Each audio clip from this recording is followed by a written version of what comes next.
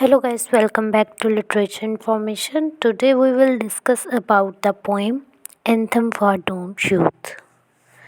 What is the first thing that appears in your mind when you see the title Anthem for Doomed Youth? Well, according to my research work, I assume that the title is related to war and the consequences of war. It is about the tribute, a memorial tribute to the soldiers who died in war. The title is a bit ironic because when a soldier dies after his death, the burial, the funeral, and the song they all sing in the church for the afterlife peace does not happen in war. Many people died without this treatment. They only heard a song of burglars close to their ear. Anthem for Doomed Youth was written by British poet Wilfred Owen in 1917.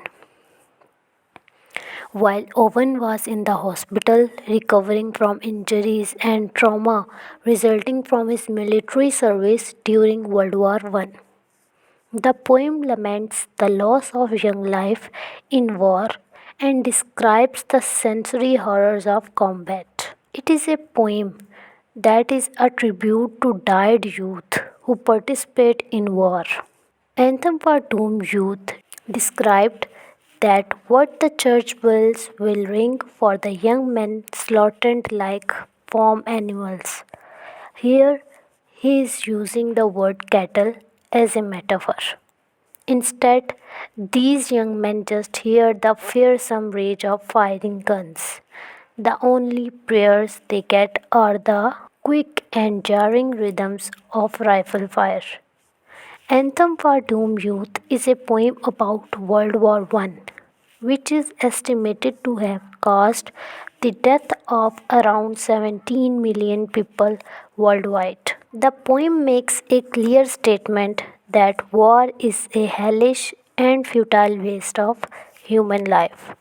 It is, then, a kind of protest poem, subverting the usual use of anthem as a symbol of nationalism, that is, taking undue pride in your home nation, into an anti war message. From start to finish, the poem foregrounds the wastefulness of war. The reader gets a sense of the way war hollows out society, particularly in its relentless destruction of young men. Men are disposable. The poem suggests their deaths merely part of the price of war.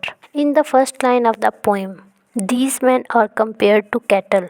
These men are like farmed animals, brought into life only to grow big enough for their own slaughter. Furthermore, the poem makes no attempt to glorify war or paint these men as heroic or noble.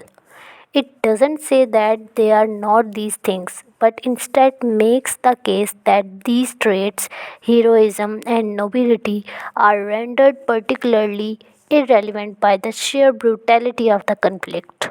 Accordingly, instead of populating the poem with examples of bravery, the poem is full of the daily realities of battle. There are guns, the relentless fire of rifles, and wailing shells falling overhead. All of these are portrayed as hellish and terrifying.